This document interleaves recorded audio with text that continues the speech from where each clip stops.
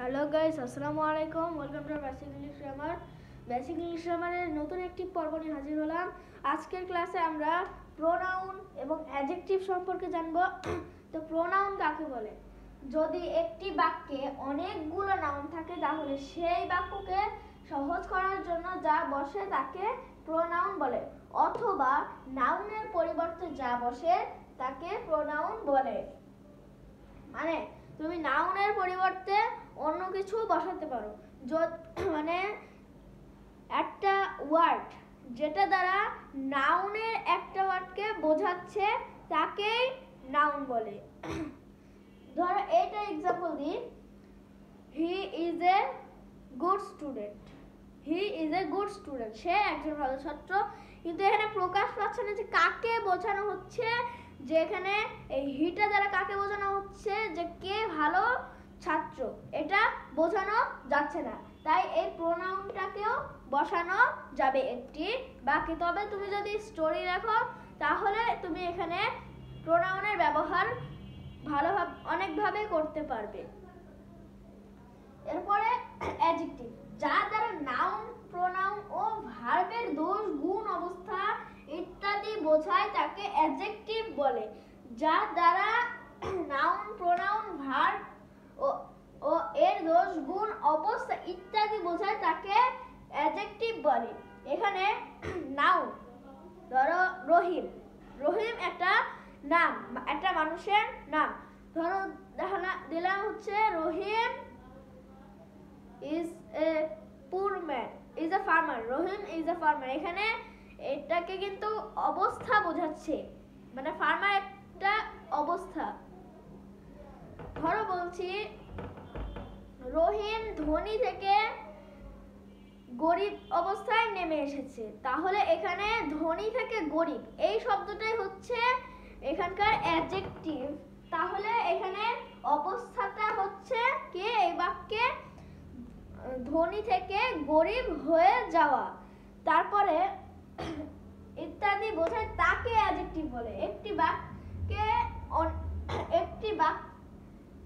আরেকবার বুঝাই দিই, প্রোনাউন কাকে বলে? যদি একটি বাক্যে অনেক নাউন থাকে, অনেকগুলো নাউন থাকে, সেই বাক্যকে সহজ করার জন্য সেই বাক্যকে সহজ করার জন্য যা বসে তাকে প্রোনাউন বলে। এখানে অনেকগুলো জায়গায় একাধিক দিতে পারে।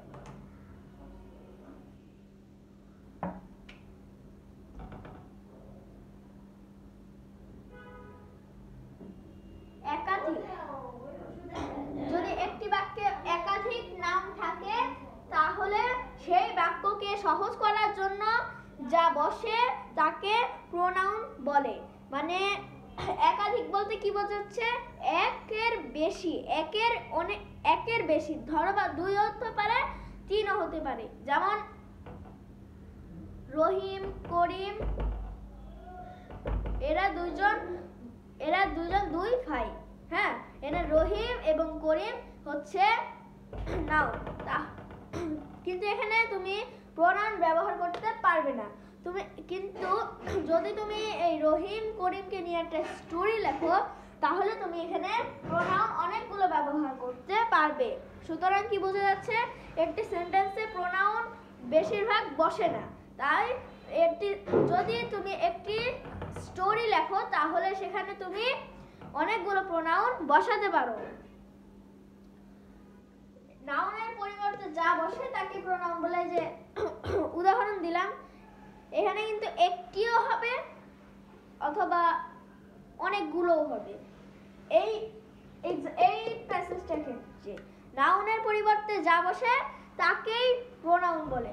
ধরো একটা স্টোরি, আমি কি বলেছি, স্টোরি লেখার ক্ষেত্রে শুধু এরকম হয়। যেমন বলি, রহিম একজন ভালো ছাত্র, সে প্রতিদিন স্কুলে যায়, সে ক্লাস 5-এ পড়ে। এই যে এখানে প্রথমেই শুধু আমি রহিম ব্যবহার করেছি। আমি কি বলছি? একটা স্টোরি। এটা রহিম একজন ভালো ছাত্র, মানে রহিম একজন ভালো ছাত্র, সে প্রতিদিন স্কুলে যায়, সে ক্লাস 5-এ পড়ে।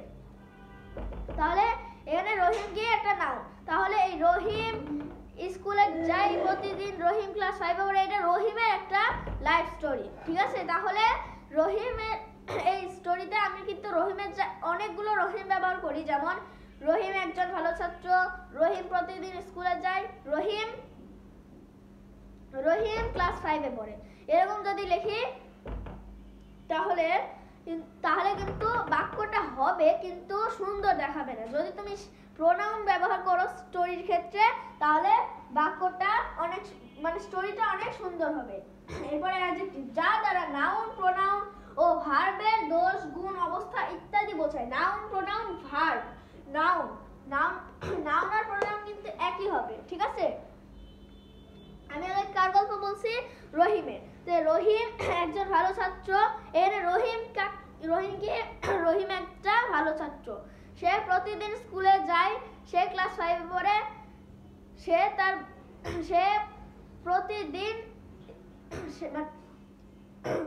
সে অনেক ভালো ছাত্র। হ্যাঁ, এখানে যদি আমি বলি সে একজন ভালো ছাত্র, সে প্রতিদিন স্কুলে যায়, সে ক্লাস 5-এ পড়ে, এরকম ভাবে বলি, তাহলে কিন্তু গল্পটা হচ্ছে না। প্রথমেই যদি তুমি নামটা ব্যবহার করো, তাহলে তুমি প্রত্যেকবারে তুমি প্রোনাউন বসাতে পারবে। তাহলে এখানে সে একজন ভালো ছাত্র, এখানে প্রোনাউন বলতে সে আছে না, তাহলে সে একজন ভালো ছাত্র, সে ভালো, সে হচ্ছে প্রোনাউন। এরপরে ভালো হচ্ছে অবস্থা বা অ্যাডজেক্টিভ। ভালো বলতে কি অবস্থা বলছি না, দোষ হচ্ছে গুণ, এটা হচ্ছে তার গুণ। সে একজন ভালো ছাত্র, এটা হচ্ছে এই ভালোটা হচ্ছে গুণ। যদি বলে সে একটা খারাপ ছাত্র, তাহলে খারাপটা হবে তার দোষ, ঠিক আছে? যদি বলি সে অনেক গরিব, তাহলে গরিবটা হবে তার অবস্থা, ঠিক আছে? আশা করছি তোমাদেরকে বোঝাতে পেরেছি। তাহলে আজকের মতো আমাদের ক্লাসটি এই পর্যন্ত ছিল। আসসালামু আলাইকুম ওয়া রাহমাতুল্লাহি ওয়া বারাকাতুহু।